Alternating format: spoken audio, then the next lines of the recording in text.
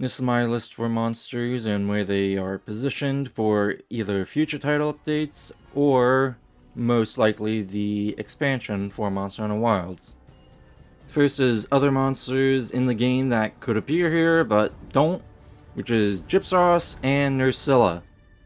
Both of them have appeared in rainforest/swamp environments basically since the beginning, and this is the first game where they basically have just become cave monsters. Nursilla I can understand with Lullaburna being in the Scarlet Forest, but why not just throw them back in since they've always been in these kind of environments? Grabios is in the same boat as Gypsaros, almost always appearing in swamps/rainforests. And finally, Lagiacrus, as he's obviously a Title Update 2 monster. Going into subspecies for the current monsters, Blue Kutku, Purple Gypsaros, Emerald Congalala, and Pink Rathian. For Blue Kutku, they could have as the pack leader for the normal Kutku is one way to look at it, or just have it be a entirely subspecies pack. Emerald Congalala is literally just an older Congalala. Purple Gypsaros is basically a variant of normal Gypsaros, so they usually have the same environments anyway. Pink Rathian does share most environments with normal Rathian, and I just feel like Scarlet Forest would be a good area. For the other monsters, Azura Rathalos obviously, he shares most environments with normal Rathalos anyway. Same with Black Grabios, same environments. And Ivory Lagiacrus would make actually more sense than normal Lagiacrus, since it's a lake and not an ocean. It would be out of the water most of the time anyway. Going into Generation 1, the most relevant monster we got first is Basarios. I would say he's fine without being in the game, as Basarios could logically grow and live above the Overworld Basin inside the flats instead of going to any of the locales. Next is the raptors that are known for forests and rainforests, Velocidrome and Aerodrome. I'd say they don't really have too much of a chance. They're small along with their small monster counterparts. The smallest monster in the Scarlet Forest is the Congalala, and it's still a pretty big monster. The Metal Wraths are an obvious yes for me. I like how Sunbreak threw them into the same environments as their original counterparts. Unlike Iceborne that threw each of them in one area on two different maps, one specific area in the Guiding Lands and the northmost area in the Elder's Recess. So yes, please let them roam free. Another yes is both Plesioth. They're more of a deep water monster than an entire ocean monster, so I think they would both fit in the Scarlet Forest pretty well. Lastly is Jan Garuga. Jan Kutku's in the Scarlet Forest, and wherever Kutku is, Garuga is nearby. Getting into Gen 2, Bulldrome, not a chance. He really only has one gimmick, he'd get destroyed. But a monster that could be interesting to appear in the Scarlet Forest is Hypnocatrice. I've never fought one, a lot of people haven't even seen this monster. I think it would be a great introduction to bring him back in. Talking about returning, why not Vespoid Queen? Vespoid are found in a decent bit of the areas, and Vespoid are now attracted to Bright Moss, so we could use that to have a Vespoid Queen and a bunch of Vespoid gang up and paralyze a monster. Daimyo Hermitaur, I only say no just because there is no evidence of any Blosses in the Forbidden Lands, so their skulls wouldn't make any sense. Shogun Ceanataur would make sense since Grabios is already in the Forbidden Lands.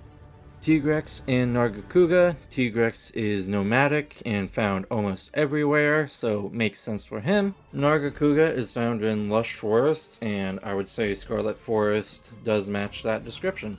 Getting into Apex tier monsters, I think Espinos would be a decent pick. Depending where the Forbidden Lands are geographically, it could be one of its natural environments. Next is Rajang, like Tigrex, found almost everywhere. Getting into Elder Dragons, Chameleos, it's a humid environment with plenty of bugs, so it would be perfect for him. Kushala Deora also appears in forests, and the downpour fits it pretty well. It could have a mechanic where it randomly appears and forces the area into a downpour. And finally, just for fun, throw in Yamatsukami as a returning monster. We haven't seen it since 2nd gen, so I think now would be a good time. Plenty of wide open areas to fight it in. 3rd gen, our only subspecies we can add to this list would be Green Nargacuga. Plenty of lush greenery, he would fit right in. Low tier monsters I see not getting in are Roggy, Jaggy, and Warrior Ludroth. Roggy and Jaggy, like Velocidrome and Aerodrome, pretty small, don't really have much of a chance against the big monsters in the Forbidden Lands.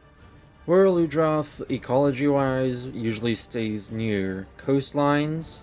It feels like the Scarlet Forest is too deep inland for a Royal Ludroth to appear.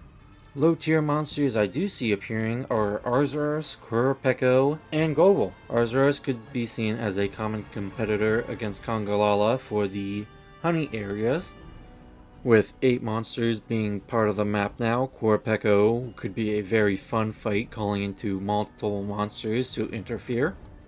Gobel, like Uthruna, is just a giant fish, and with all the shallow water, would make it camouflaging underneath the ground work pretty well. For our mid-tier monsters, I would say Duramboros and Zinogre are our best bet. Forbidden Lands is a pretty big area, so Duramboros does have enough room to move around.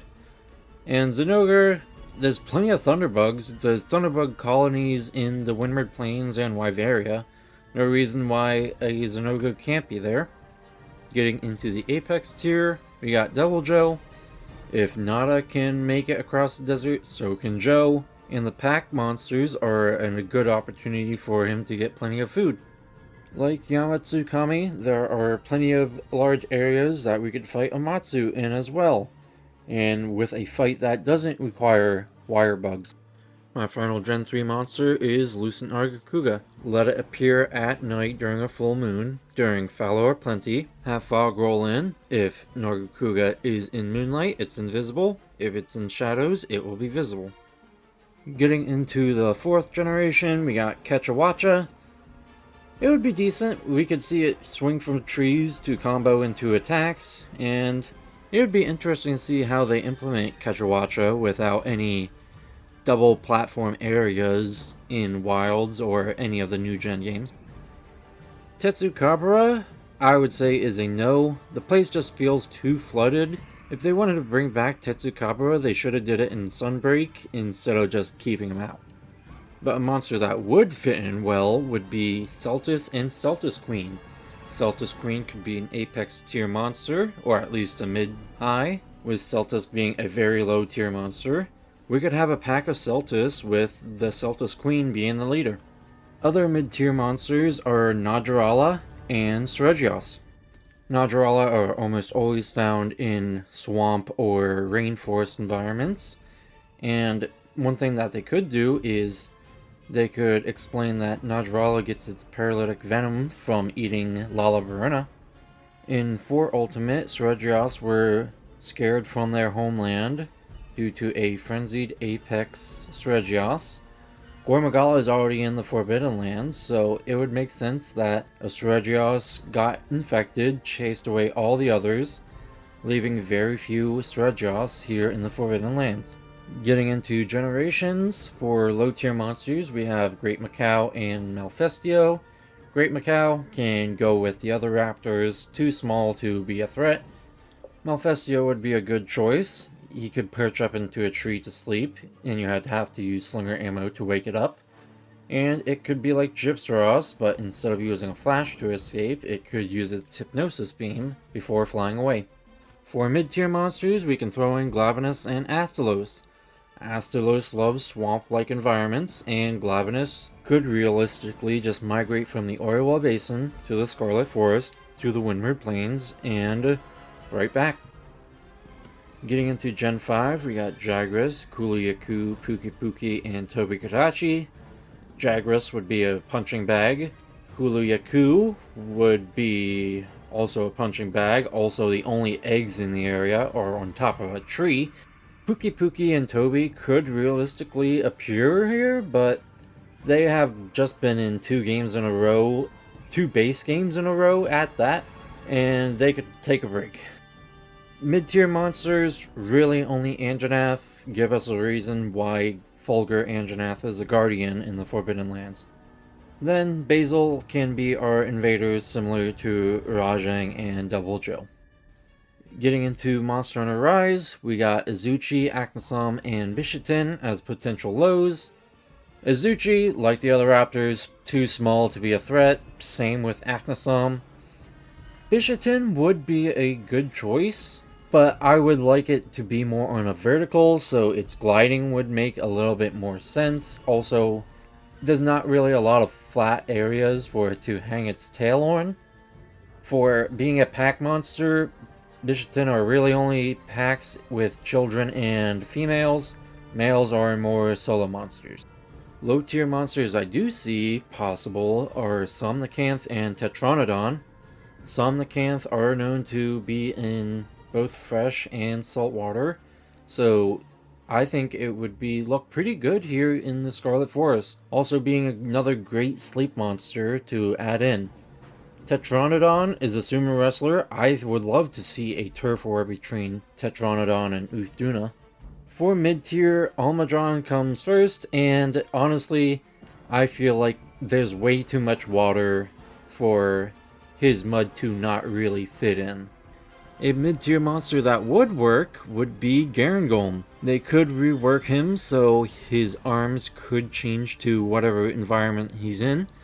So instead of doing a blast and a water arm, he would have 2 water arms, do water blight as big as possible. That, and same as Tetranodon, I would love to see the massive monkey fight the massive fish. And finally, for our apex tier monsters, Magnamalo, make him an invader. He's already beaten basically every flying monster in Rise and Sunbreak, tying with the Elder Dragons. And then Primordial Malzeno, just rework the fight to not include the Quario, and he would be a great invader as well. Now, the Monster Hunter team can obviously go in whatever direction they want to, but this is my full list of monsters that I could see returning to the Scarlet Forest. If you guys have any ideas in other monsters that you would like to see, please comment below. Thanks for watching.